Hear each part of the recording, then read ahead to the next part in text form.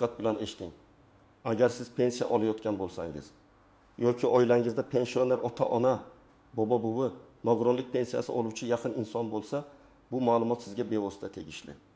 1 iyuldan boshlab ayrim holatlarda yangi ma'lumotnoma, tasdiqlovchi hujjat yoki holatni yangilash talab qilinishi mumkin. Aks holda pensiya to'lov vaqtincha to'xtatilishi, ya'ni xalq orasida aytilgandek bloklanishi ehtimoli bor. Men bugun sizga vahima tarqatish uchun emas, aksincha muammoni oldindan ko'rib, pulingiz kechikmasligi uchun nima qilish kerakligini oddiy tilda tushuntirib beraman. Hozirning o'zida kanalga obuna bo'ling, videoga like bosing. Chunki bu ma'lumotni imkon qadar ko'proq pensionerlar va ularning farzandlari ko'rishi kerak. Avvalo masalaning mohiyatini aniq qilib olaylik. Pensiya davlat tomonidan har oy to'lanadigan ijtimoiy to'lov hisoblanadi. Lekin pensiya tayinlangandan keyin ham ayrim ma'lumotlar doimiy ravishda dolzarb bo'lib turishi kerak. Inson tirikmi, yashash joyi o'zgarganmi? Bank kartasi faolmi? Boshqa davlatga doimiy yashashga ketmaganmi? Nogironlik muddati tugamaganmi? Boquvchisini yo'qotganlik pensiyasida bola o'qishni davom ettiryaptimi? Ishonchnoma orqali olayotgan odamning hujjatlari to'g'rimi? Mana shu ma'lumotlardan bittasi tasdiqlanmasa, tizim to'lovini shunchaki ko'r-ko'rina davom ettirmasligi mumkin. Oldin qanday edi? Avval ko'p narsa qog'oz ma'lumotnomalar, mahalla, tibbiy komissiya, o'quv yurtidan beriladigan spravkalar, bank hujjatlari orqali yurardi. Pensioner yoki uning yaqinlari ma'lum bir muddatda tegishli joyga borib, men shu manzilda yashayapman, bola o'qiyapti, nogironlik muddati uzaytirildi, ishonchnoma hali amal qiladi degan mazmundagi hujjatlarni taqdim etardi. Ayrim joylarda bu jarayon yumshoqroq kechgan, ayrim joylarda esa qat'iy talab qilingan. Kimdir vaqtida topshirgan, kimdir unutgan, kimdir umuman bunday talab borligini bilmagan. Endi nima o'zgaryapti? Asosiy o'zgarish shundaki, ma'lumotlar tobora elektron bazalar orqali tekshirilmoqda.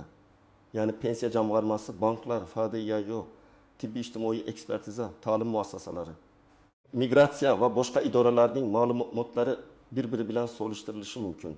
Bu yaxshi tomoni bilan ortiqcha qog'ozbozlikni kamaytiradi. Lekin xavfli tomoni ham bor. Agar biror bazada ma'lumot eskirgan, noto'g'ri yoki umuman ko'rinmayotgan bo'lsa, pensioner aybdor bo'lmasa ham to'lov vaqtincha ushlanib qolishi mumkin. Shuning uchun iyul atrofidagi o'zgarishlarni mening pensiyam avtomatik tushaveradi deb beparvo kutib o'tirmaslik kerak. Men bu yerda eng muhim fikrni aytaman. Hamma pensionerlarning pensiyasi birdan to'xtaydi degan gap noto'g'ri. Bunday tushuncha odamlarni qo'rqitadi. Lekin ayrim toifalar albatta tekshirishi kerak bo'lgan holatlar bor.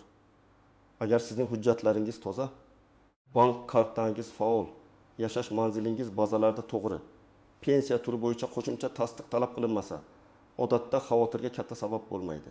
Ammo agar sizda quyidagi holatlardan biri bo'lsa, men sizga kechiktirmasdan harakat qilishni maslahat beraman.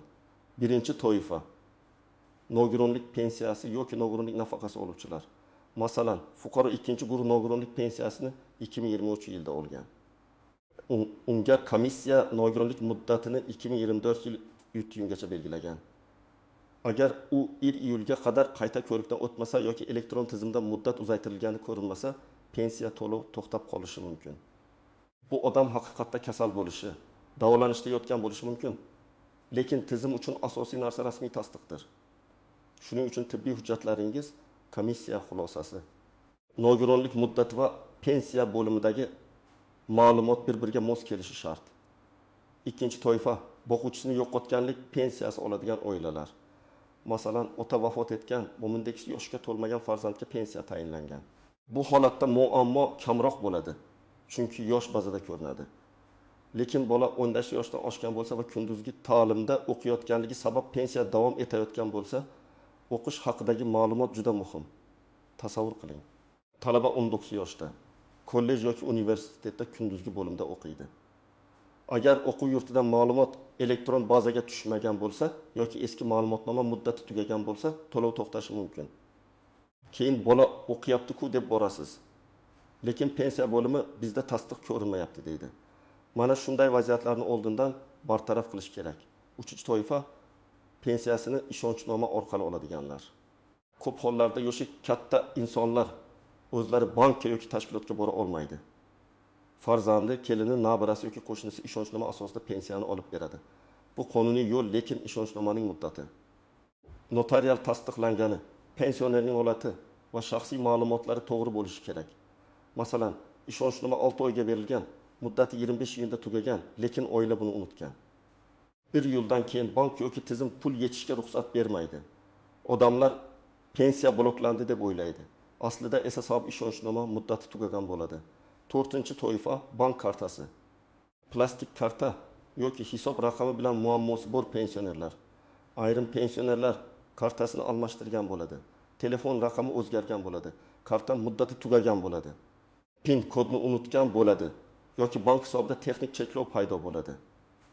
Pensiya tayinlangan, pul ajratilgan bo'lishi mumkin, lekin bank tomonidan qabul qilish yoki yetish muammosi chiqadi.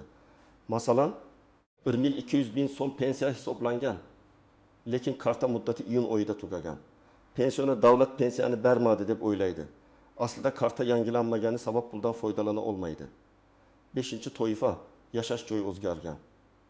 Boshqa tumanga yoki viloyatga ko'chgan pensionerlar. Agar siz Toshkent viloyatidan Samarqandga ko'chgan bo'lsangiz, lekin propiska, vaqtincha ro'yxat, pensiya hujjatlari eski manzilda qolgan bo'lsa, ma'lumotlar mos kelmasligi mumkin. Bu ayniqsa yolg'iz yashovchi pensionerlarga tegishli. Ba'zan odam farzandining uyiga ko'chadi, lekin hujjatlarni rasmiylashtirmaydi. Natijada mahalla. Tuman pensiya bo'limi va bank ma'lumotlari turlicha chiqadi. Tizim bunday tafovutni aniqlasa, aniqlik kiritilmaguncha to'lovni ushlab turishi mumkin. 6-toifa uzoq vaqt pensiyasini olmaganlar. Masalan, pensioner 3 oy davomida kartadagi pulga tegmagan, bankka bormagan, naqd olmagan. Buning sababi davolanish, safar, qarindoshinikida yashash yoki oddiy unutish bo'lishi mumkin. Lekin idoralar bunday holatini tekshirishi tabiiy. Inson tirikmi, mamlakatdami, kartadan boshqa birov foydalanmayaptimi?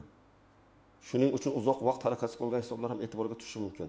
Ayniqsa yoshi katta. Yolg'iz yashaydigan pensionerlarning farzandlari bunga befarq bo'lmasin. Endi kimlar unchalik xavotir olmasligi mumkin.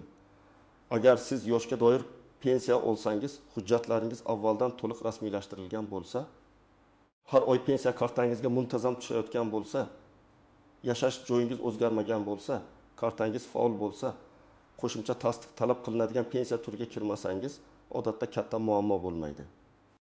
Lekin men baribir kamida bir marta bank kartangiz muddatini, telefon raqamingizni, pasport yoki ID karta ma'lumotlaringizni, pensiya bo'limidagi shaxsiy ma'lumotlaringizni tekshirtirib qo'yishni maslahat beraman. Chunki muammo chiqqandan keyin yugurishdan ko'ra, oldindan 5 daqiqa tekshirish ancha oson. Keling, hayotiy misollar orqali yanada aniqroq tushuntiraman. Birinchi misol. 67 yoshli onaxon har oy 1.20 ming so'm pensiya oladi. U bank kartasini 2021 yilda olgan, karta muddati 2024 yil iyunda tugaydi. Onaxon kartadagi sanaga e'tibor bermaydi. Chunki pul har oy tushib kelgan. Iyul oyida farzandi bankomatga boradi. Karta ishlamaydi. Oila pensiya bloklandi deb o'ylaydi. Aslida bunday vaziyatda birinchi navbatda bankka borib, kartani yangilash kerak. Agar pensiya hisoblangan bo'lsa, yangi kartaga yoki hisob raqamiga bog'lash orqali masala hal bo'ladi. Ikkinchi misol, 20 yoshli talaba otasidan boquvchisini yo'qotganlik pensiyasi oladi. U universitetning kunduzgi bo'limida o'qiydi, lekin akademik ta'tilga chiqqan yoki o'qish shakli o'zgargan. Tizimda talaba haqidagi ma'lumot yangilanmasa, pensiya davom etmasligi mumkin. Bu yerda ota-onalar va talabaning o'zi o'qib yurtdan rasmiy ma'lumotni olishi, kerak bo'lsa dekanat yoki registrator ofisidan tasdiq so'rashi. Pensiya bo'limiga murojaat qilishi lozim. Chunki boquvchisini yo'qotganlik pensiyasida o'qiyapti degan og'zaki gap yetarli emas, rasmiy tasdiq kerak. Uchinchi misol, 2 yoshli fuqaro nogironlik pensiyasi oladi. Uning nogironlik guruhi 1 yilga belgilangan. U qayta komissiyaga yozilgan, lekin navbat kechikkan. Iyul oyida pensiya tushmay qolsa, u darhol tibbiy ijtimoiy ekspertiza organiga va pensiya bo'limiga murojaat qilishi kerak. Agar kechikish tizim yoki navbat sabab bo'lsa, buni hujjat bilan ko'rsatish muhim. Har bir vaziyat alohida ko'rib chiqiladi. Eng yomon yo'l esa uyda o'tirib, keyingi oy tushar deb kutishdir. Chunki 1 oy o'tadi, keyin 2 oy o'tadi. Qarzdorlikni tiklash uchun esa ko'proq hujjat yig'ishga to'g'ri keladi. 4-misol. Pensioner Rossiya yoki boshqa davlatga farzandlikka 3-4 oy ketgan. pensiya kartasi O'zbekistonda qolgan. Undan qarindoshi foydalanmoqda. Bu juda nozik masala. Agar pensioner vaqtincha ketgan bo'lsa, bir holat, doimiy yashashga ketgan bo'lsa, boshqa holat. Pensiya qonunchiligida yashash joyi va to'lov tartibi bo'yicha alohida qoidalar bo'lishi mumkin. Shuning uchun chet elga ketishdan oldin pensiya bo'limidan aniq tartibni so'rash kerak. Aks holda keyinchalik nega to'xtatildi degan savolga javob topish qiyinlashadi. Endi istisnolar va ko'pchilik bilmaydigan nozik jihatlarga o'tamiz. Birinchi nozik jihat. Pensiya to'xtatilishi har doim ham butunlay bekor qilindi degani emas. Ko'pincha bu vaqtincha to'xtatish bo'ladi. Ya'ni kerakli hujjat topshirilgach, ma'lumot aniqlashtirilgach, pensiya qayta tiklanishi mumkin. Ayrim hollarda o'tgan davr uchun to'lanmagan summa ham qayta hisoblanadi. Lekin bu avtomatik bo'lmasligi mumkin. Ariza yozish, hujjat topshirish, sababni tasdiqlash talab qilinadi. Shuning uchun bloklandi degan so'zdan qo'rqib qolmang, lekin befarq ham bo'lmang. Ikkinchi nozik jihat. Elektron bazada xato bo'lishi mumkin.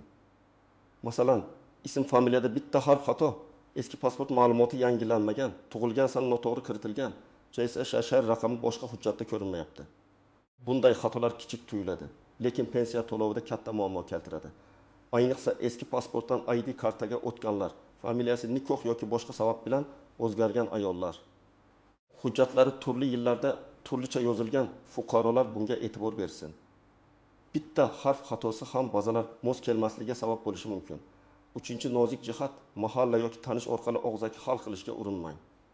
Hozir ko'p jarayon elektron tizimda yuradi. Sizga bo'ladi, opa xavotir olmang deyishlari mumkin. Lekin tizimda belgi qo'yilmasa yoki hujjat yuklanmasa to'lov baribir yurmaydi. Har bir murojaat bo'yicha yozma izoh. Ro'yxatdan o'tgan ariza qabul qilingan hujjat nusxasi bo'lgani yaxshi. Men har doim shuni tavsiya qilaman. Qayerga borsangiz ham ariza topshirsangiz qabul qilinganini tasdiqlovchi belgi yoki raqamni oling. To'rtinchi nozik jihat. Pensiya olayotgan insonni o'zi bora olmasa, vakil orqali ish qilish mumkin. Lekin vakillik to'g'ri rasmiylashtirilgan bo'lishi kerak. Odda men uning o'g'liman deyish har doim yetarli emas. Pasport yoki ID karta, qarindoshlikni tasdiqlovchi hujjat, notarial ishonchnoma, ayrim hollarda tibbiy ma'lumotnoma talab qilinishi mumkin. Agar pensioner yotib qolgan bo'lsa, uyga chaqirish tartibi, notariusni chaqirish yoki mas'ul tashkilot orqali holatni tasdiqlash imkoniyatlari haqida oldindan so'rang. 5-nozik jihat. Firibgarlardan ehtiyot bo'ling. Bunday yangiliklar chiqqanda darrov pensiyangiz bloklanmasligi uchun menga pul bering. Ma'lumotnomani test chiqarib beraman. Kartangiz raqamini ayting, tekshirib beraman degan odamlar paydo bo'ladi. Hech kimga karta raqami, SMS kod, PIN kod, bank ilovasiga kirish parolini bermang. Pensiya masalasi davlat idorasi, bank yoki rasmiy portal orqali hal qilinadi. Telefon orqali kelgan noma'lum odamga ishonmang. Ayniqsa yoshi katta ota-onangizga buni alohida tushuntiring. Endi amaliy qadamlarni aniq aytaman. Birinchi qadam. Pensiya turini aniqlang. Siz yoshga doir pensiya olyapsizmi? Nogironlik pensiyasimi? Boquvchisini yo'qotganlik pensiyasimi? Ijtimoiy nafaqami? Chunki har birining tekshiruv talabi boshqa. Agar oddiy yoshga doir pensiya bo'lsa, asosiy e'tibor shaxsiy ma'lumot, bank kartasi va yashash joyiga qaratiladi. Agar nogironlik bo'lsa, komissiya muddati muhim. Agar boquvchisini yo'qotganlik bo'lsa, bolaning yoshi va o'qish holati muhim. Ikkinchi qadam. Hujjatlaringizni bir joyga yig'ing. Pasport yoki ID karta, pensiya guvohnomasi yoki pensiya tayinlanganiga oid hujjat, bank kartasi, telefon raqami, agar bo'lsa nogironlik xulosasi, o'qish joyidan ma'lumotnoma, ishonchnoma, yashash joyi bo'yicha hujjatlar. Hujjatlarning muddati tugamaganiga qarang. Ayniqsa ishonchnoma, nogironlik xulosasi, karta muddati va talabalik ma'lumotnomasiga e'tibor bering. Agar biror hujjat eskirgan bo'lsa, uni yangilashni bugundan boshlang. Uchinchi qadam, bank kartangizni tekshiring. Kartaning old tomondagi amal qilish muddatiga qarang. Masalan, 0624 deb yozilgan bo'lsa, bu karta 2024 yil iyun oxirigacha amal qiladi degani bo'lishi mumkin. Bankka borib, karta faolmi? Pensiya aynan shu hisobga bog'langanmi? Telefon raqami to'g'rimi? Karta blokdagi emasmi? Shularni so'rang. Agar pensionerning o'zi bora olmasa, bankdan vakil orqali xizmat olish tartibini so'rang. Har bir bankning ichki tartibi bo'lishi mumkin. 4-qadam. Pensiya bo'limiga yoki rasmiy xizmat markaziga murojaat qiling. Savolni aniq bering. Mening pensiya to'lovim bo'yicha 1 iyuldan keyin qo'shimcha ma'lumotnoma yoki tasdiq talab qilinadimi? Shaxsiy ma'lumotlarim to'g'rimi? To'lovni to'xtatishga sabab bo'lishi mumkin bo'lgan kamchilik bormi? Mana shu savollarni so'rasangiz, xodim ham masalani aniqroq tekshiradi. Agar siz shunchaki pensiyam bloklanmaydimi desangiz, umumiy javob olishingiz mumkin. Aniq savol aniq javob beradi. 5-qadam. Agar sizga ma'lumotnoma kerak deyilsa, qayerdan olinishi va qanday shaklda bo'lishini aniqlang. Masalan, o'qish joyidan ma'lumotnoma kerak bo'lsa, unda talabaning F ish, tug'ilgan sanasi, o'qish shakli, kursi, ta'lim turi, ma'lumotnoma sanasi va muhr yoki elektron tasdiq bo'lishi kerak bo'lishi mumkin. Nogironlik bo'yicha hujjat desa guruh, muddat, komissiya qarori va amal qilish sanasi muhim. Yashash joyi bo'yicha hujjatda esa manzil va ro'yxatdan o'tish holati ko'rsatiladi. Hujjatni olib borishdan oldin undagi ism, sana va raqamlarni tekshirib chiqing. 6-qadam, ariza yozishni biling. Agar pensiya to'xtagan bo'lsa yoki to'xtashi haqida ogohlantirish olgan bo'lsangiz, oddiy mazmunda ariza yoziladi. Men falonchi pensiya to'lovim to'xtatilgani sababini aniqlab berishingizni, zarur bo'lsa qayta tiklash choralarini ko'rishingizni so'rayman. Ilova qilinadi. Pasport nusxasi, pensiya hujjati, bank ma'lumoti, tegishli ma'lumotnoma, arizani topshirganda albatta qabul qilingan sanani, kirim raqamini yoki elektron murojaat raqamini saqlab qo'ying. Bu keyin sizning dalilingiz bo'ladi. 7-qadam, yaqinlaringizni tekshiring. Ko'p pensionerlar bu videoni ko'rmasligi mumkin, internetdan foydalanmasligi mumkin.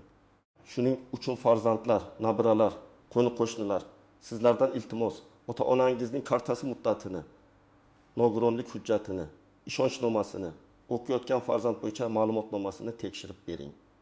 Bu 5-10 daqiqalik ish bo'lishi mumkin, lekin bir oy pensiyasiz qolishning oldini oladi. Ayniqsa iyulga yaqin kunlarda idoralarda navbat ko'payishi mumkin. Shuning uchun oxirgi kunni kutmang. Agar pensiya allaqachon tushmay qolgan bo'lsa, vahima qilmang, lekin darhol harakat qiling. Birinchi bo'lib bankdan pul tushgan-tushmaganini aniqlang. Ba'zan pensiya hisoblangan bo'ladi. Lekin bank ilovasida ko'rinmaydi yoki karta muammosi bo'ladi. Keyin pensiya bo'limiga murojaat qilib, to'lovning to'xtash sababi haqida yozma yoki rasmiy javob so'rang. Sabab aniqlangach, aynan o'sha sababni bartaraf eting. Karta bo'lsa bank, nogironlik bo'lsa komissiya, talabalik bo'lsa o'quv yurti, yashash joyi bo'lsa ro'yxat idorasi, shaxsiy ma'lumot xatosi bo'lsa tegishli davlat xizmatlari orqali tuzatish kerak bo'ladi. Men yana bir narsani alohida ta'kidlayman. Ma'lumotnoma degan so'z hamma uchun bir xil hujjat degani emas.